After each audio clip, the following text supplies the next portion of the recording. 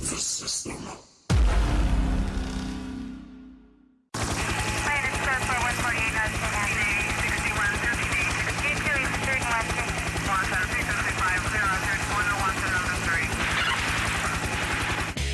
How you doing? Getting beat up by 9 guys in Syracuse, to me, there's not a whole lot of shame in.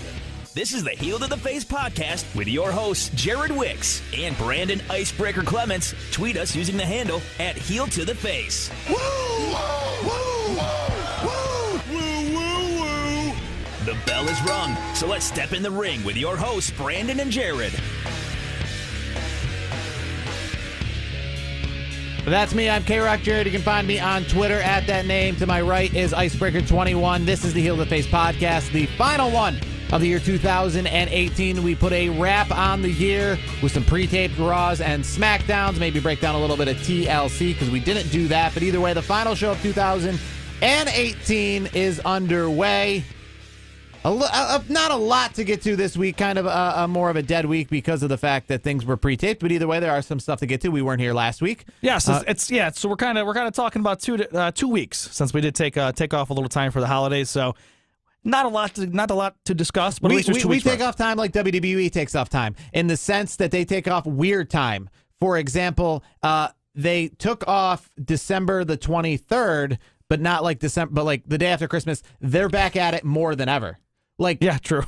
There are more house shows this week in WWE than there are in a traditional week. So in a normal week, they work Friday, Saturday, Sunday. But during the holidays, they're working Wednesday, Thursday, Friday, Saturday, Sunday. And there was a special day after Christmas show at MSG, which we'll get to there a was little a bit few later. of them. So let's get this whole show underway.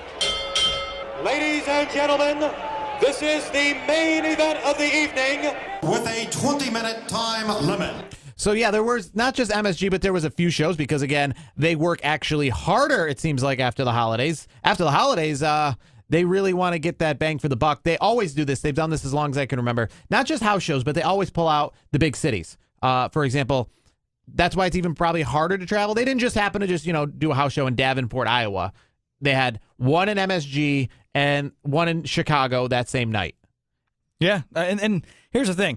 The one at MSG is the one everyone's talking about.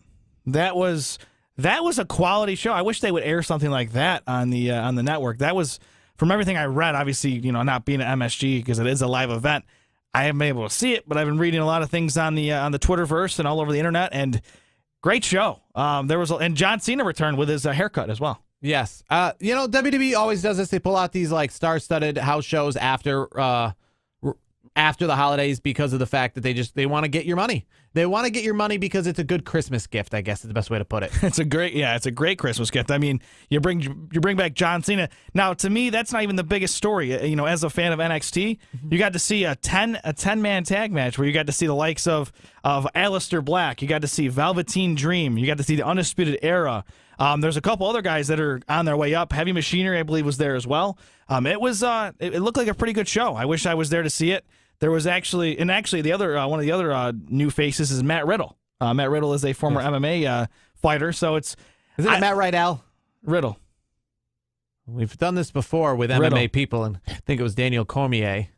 It's Riddle. Matt Riddle. Matt Riddle. Okay. Yes, Matt Riddle. I will take your word on it. I don't know for sure. I just thought it was Riddle. Just call him. All you gotta do is just call him Bro. That's his gimmick. So just call him Bro. It's okay. What is this? The Big Lebowski? Pretty much. You just call him the dude? Just call him the Bro. You call him the Bro. Call him the Bro.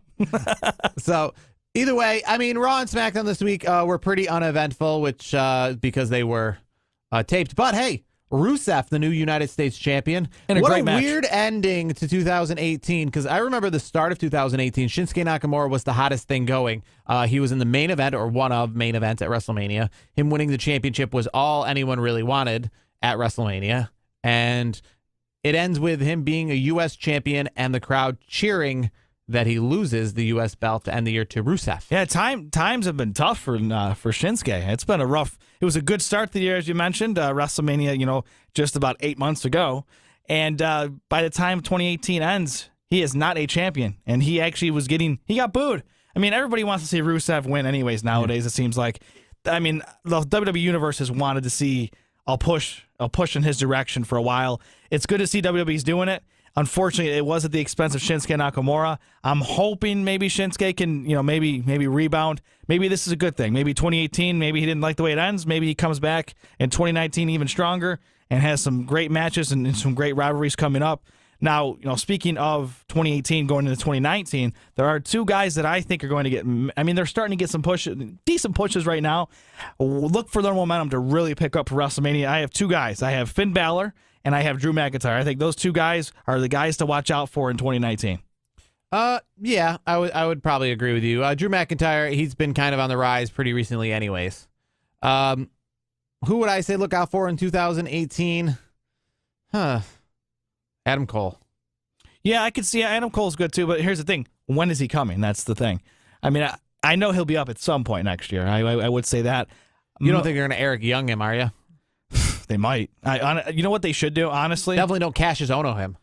Yeah, Cassius Ohno. He's just been sitting down there forever. I feel like he's just sitting there. Like they're not even using him the way they should. He's had these little rivalries. And they're using him to get Matt Riddle over. They're getting him. They're using Ohno in that aspect. So I guess he's a glorified. I don't want to say it, but a glorified jobber at this point. Like is he what they call enhancement talent? He's helping the other guys enhance, so to speak. Yeah, that's what that's what I'm thinking. Here's the thing. He's a 4A guy. He really is. And let me ask you this: do you think he's going to be at the Royal Rumble coming up? No. I will say this: there are a few superstars that I do see coming up, especially for Royal Rumble. I do see Adam Cole. I also see Aleister Black, and don't be surprised if you see our boy Velveteen Dream. Those are guys I'm looking at. On the women's side, we've already what is it with this? Oh, superstars that are coming up soon. Why don't we just surprise the WWE universe? Why do you got to tell us? Yeah, I don't really quite understand that either. So now we're just like, okay, so when's Heavy Machinery coming up?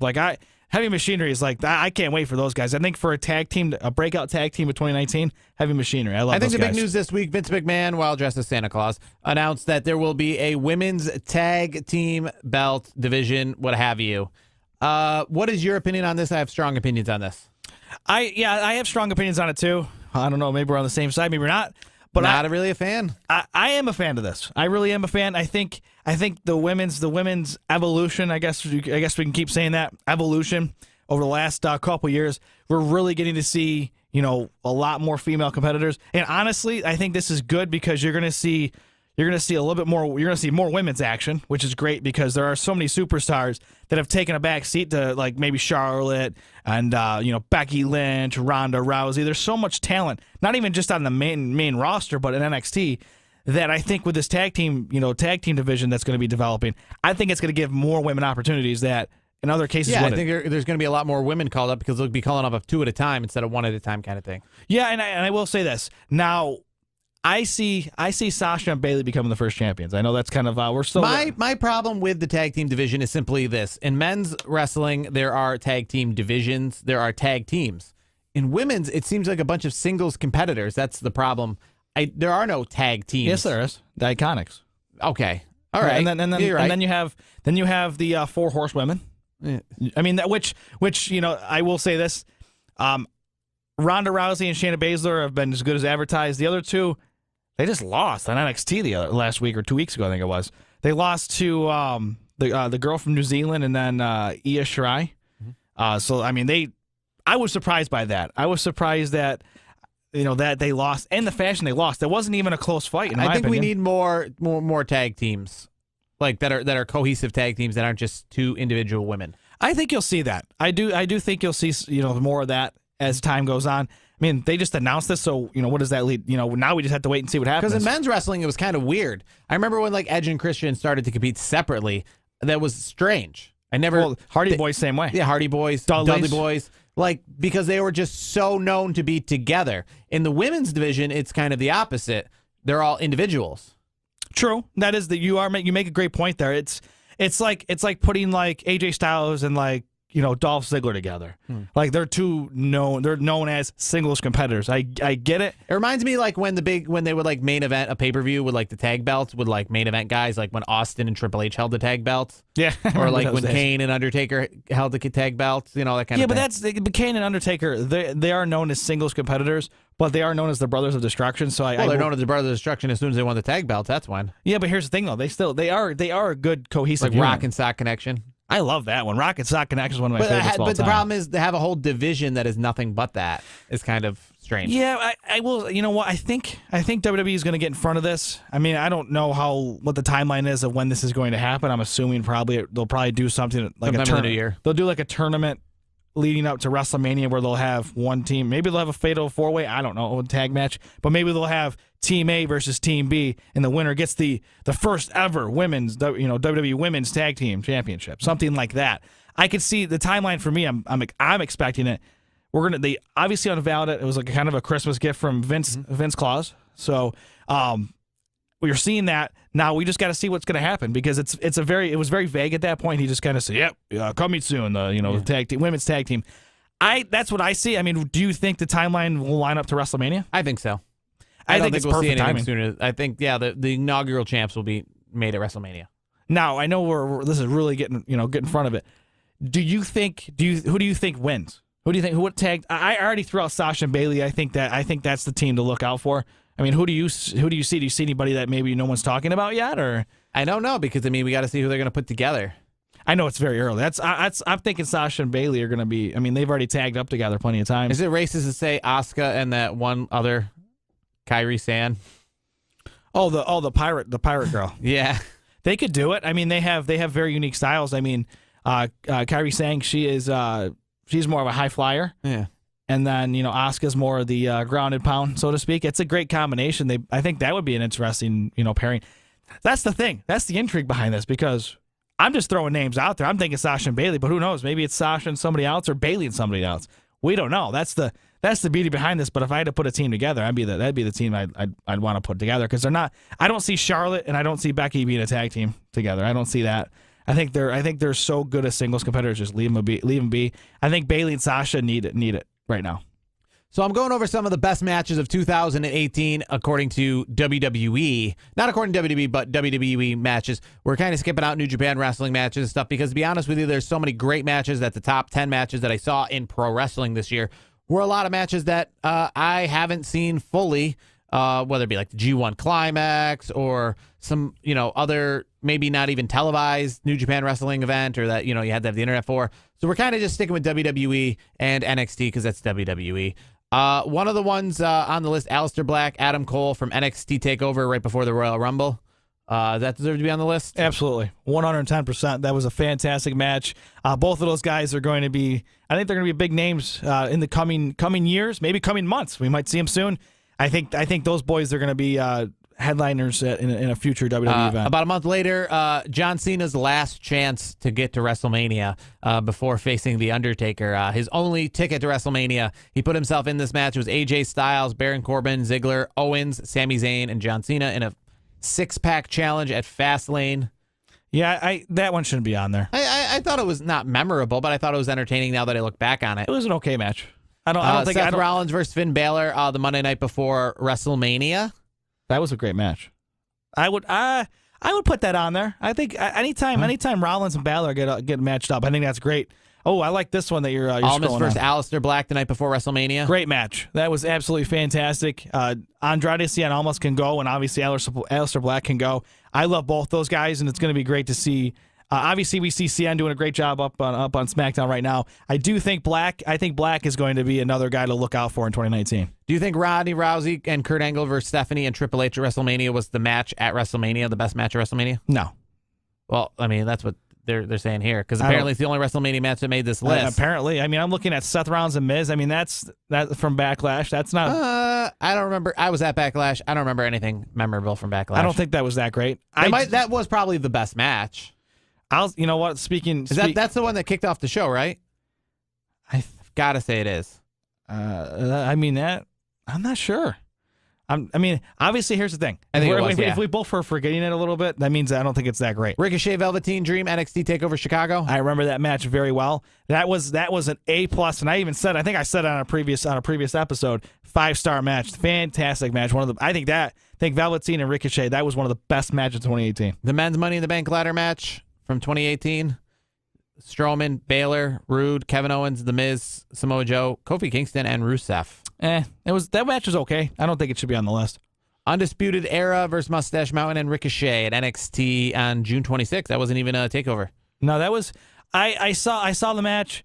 It was a good match. It was solid. I wouldn't put it in the best match category. I thought that was a very solid match, but I wouldn't put it that high. AJ versus Samoa Joe, WrestleMania 2008 or SummerSlam 2018. I thought the storyline was better than the actual match. Which one did you like better, AJ versus Samoa Joe at SummerSlam or Super Showdown in Australia? Oof, I would probably go SummerSlam. I'd say this one's pretty good. Buddy Murphy, Cedric Alexander, when Buddy Murphy won the belt at Super Showdown in Australia. That was a good match. That was, I'll be honest, that was one of the matches that kind of turned me into watching a little bit more of the 205 Live. I don't watch it all the time, but Buddy Murphy puts on a good match. I'll end with this one, Ronda Rousey versus Charlotte Flair at Survivor Series. Yeah, that was a great match. The only reason why I wouldn't say it's one of the best matches is because it wasn't marred with controversy. It was controversy, and also that part of it, but there also wasn't an actual finish. It was just kind of walked away from it. All right, with that being said, let's get to some of our social media stuff this week. We'll start with our Twitter question of the week. It's the holidays, and for the second year in a row, Christmas Day and or Christmas Eve gave us, not live, last year gave us live, but either way, a new episode of professional wrestling WWE Raw. This week gave us SmackDown on Christmas night, Raw on Christmas Eve. And normally, the fact of the matter is, I'm a big wrestling fan. In my family, even if there's just not a lot of other people that are wrestling fans, and more importantly, it's a smorgasbord of people who come to the house. It's uncles, it's grandparents, it's just, it's not what anyone is really probably expecting. Wrestling is not this. It's not the Super Bowl. It's not the NFL. It's not like that on Thanksgiving. Wrestling is kind of a niche thing.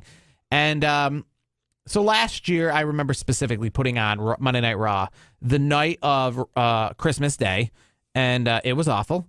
Where I was not at my house. I was at someone else's family's house, and it was kind of like there was a bunch of people there who didn't even really know me. And, they were just like, they pretty much, here's what it is. You put it on, and everyone's drinking the eggnog, they're talking, they're walking around, they're talking about everything else.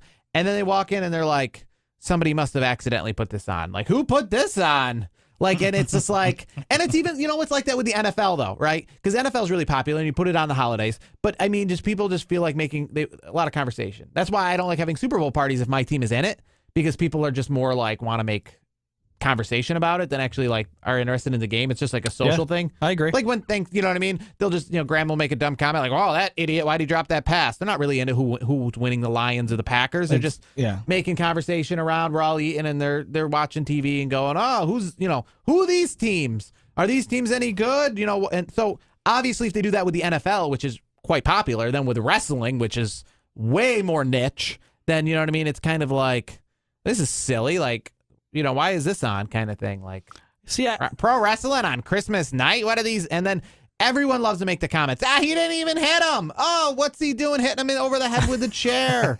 I will say this. I had a little bit of an experience this year. I was at my in-laws on Christmas Eve, so Monday Night Raw was on. Yeah. And they were gracious enough. You grabbed the remote and put it on? They graciously let me watch, let me put it on and watch it. And you can hear the comments the whole time. And they're like, it's fake, right? I'm like, no, I don't. I have no idea. I've been watching this my whole life pretty much. And no, I don't know.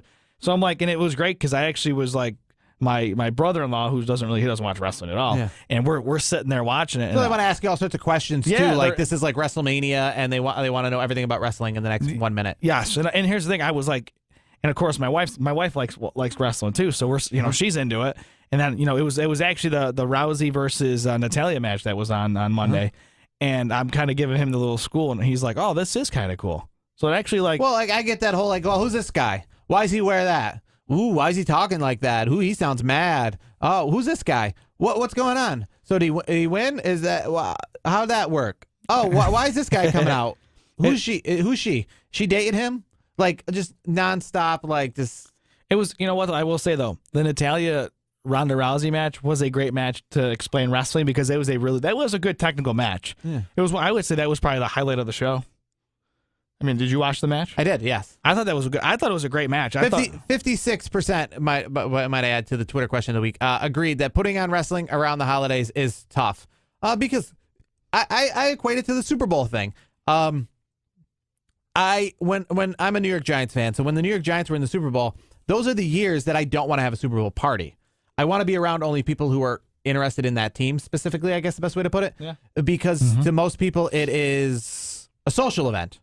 So, you know what I mean? They're like rooting for both teams. I don't really have a dog in the fight. I just want to watch a good game. And then they're like, and you're trying to like be intent, and they're like sitting there being like, oh, grandma's leaving.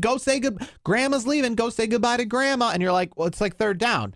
And you're like, well, grandma's leaving. Go say goodbye to, or like your uncle wants to have a conversation. How's your job going? You know, oh, I saw you got a new car. What's the payment on that new car? And you're like, it's fourth down. We're down by a field goal here. Shut your mouth. You know what I mean? That's honestly, it's not even like that. Like in my household, my wife can she'll agree with me on this.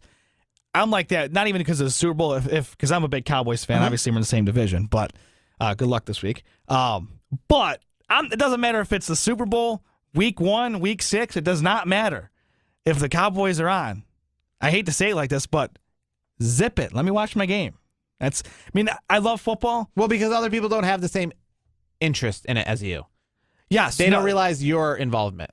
Well, I get a little fired up because I'm like there's I'll have to show you something after the show. But there's this guy called Scooter Magruder, and he acts like a fan of like the teams, and like he like and like my wife's like, that's like you 110%, because like every time there's a good play, I'm like going nuts. Every time there's a bad play, I'm using every 7 bad dirty words you can't say on a radio show. Like that's how it is, and like I want to watch my team, so I get why you're saying that. Like, if the Cowboys run the Super Bowl, like you left. You right, don't want to watch the Super Bowl with Grandma and Aunt Betty and all the other people that are just there to eat food and look at commercials. Just keep your mouth shut and let me watch the game. That's how I look at it. So moving on, I got my tweet of the week. I thought this was very interesting. Becky Lynch, she's probably on the fast track to being superstar of the year, I would say, recently. I mean, she's definitely the hottest thing going in the women's division, I would say, at this time. So WrestleZone put out a tweet that was linked to a story that talked about Road Warrior Animal, and the headline was Road Warrior Animal thinks Becky Lynch should back off the man thing. And Becky Lynch subquoted that and subtweeted that or whatever, I guess, and said the first 4 words of your headline is a lie, a.k.a. meaning Road Warrior Animal thinks. Becky, the man, that was pretty good. I will say this. She is using social media in the right way for her character. I think it's fantastic. I think that's the one great thing about social media, especially in the world of professional wrestling, is they maintain their character on their Twitter, I don't do Instagram, but on Instagram and Facebook and all these different things. So I think it's kind of cool that you get to see they get to do that, and plus you get to interact with the fans and all that too. But I want to get to my tweet of the week. I mean, we don't do tweets of the week very often anymore. No, we don't. Mine's, I'm just going to read it. It's at Justin, I hope I say his name right, Barrasso. It says, in a match worth the price of admission and a look into WWE's future, the team of Matt Riddle, Pete Dunne, Velveteen Dream, Aleister Black, and Ricochet square off against Tommaso Ciampa, Johnny Wrestling, in the Undisputed Era, which is made up of Adam Cole, Kyle O'Reilly, and Roderick Strong. And there's a picture, which we'll make sure to put up on social media, of all the competitors in the ring in WWE Live. There's a lot of stuff on social media. You should check it out. It was actually trending it's been trending on Twitter the last couple of days, like this WWE MSG. So it's been very, it's been widespread. A lot of maybe not traditional wrestling fans are checking this out and like, man, this is kind of cool. So it's, it sucks that they don't air stuff like this because I want to see this stuff. Well, that's how it works. Yeah. The reason they don't air a lot of stuff like that is, though, also, too, because they want to keep the storylines. Yeah. They don't like to do stuff. They like to do stuff like that at house shows. But if they don't really match the storylines, they think they might get people confused, a.k.a. like kids. Like, yeah, is this Raw? Are they called up now? Is this their TV debut? Yeah, Well, and the other thing was, on that MSG card, I believe it was, Apollo Crews, I think it was. He won the Battle Royal, which, by the way, they changed the rules in the Battle Royal now. It's a new rule. So not only you can, there's two ways to get somebody to be out of the match. You can now pin them or throw them over the top. Now, you remember how it used to be over the top rope? You can now pin them. That's a new rule in WWE. They just changed that. And now you can pin them. It's awful. I don't like it. I'm not a fan of it. That better not be talked about. That better not be something they're workshopping now for the Royal Rumble. I think they were trying it out to see what the reaction was, and supposedly, reading the social media world there on Twitter, it looks like people liked it. So I better not see that at the Royal Rumble. I hope not. But the end of that part was Apollo Crews is now he gets a guaranteed title shot or Intercontinental title shot. Intercontinental title Future shot. title shot. We don't know when that's going to be. It could be on Monday Night Raw this coming week. So they are. We'll see. They are using house shows kind of intertwined into TV. A little bit. Well, that's going to do it for the final show of 2018. For Brandon the Icebreaker Clemens, you can find him on Twitter at Icebreaker21 and myself at KRock Jared, but I'm Jared Wicks. Follow the program at Heel to the Face. That's links for everything, both the podcast in audio form and on YouTube. Until 2019. I really hate that. That is the worst thing in the whole world, but I'll do it anyways. See you next year.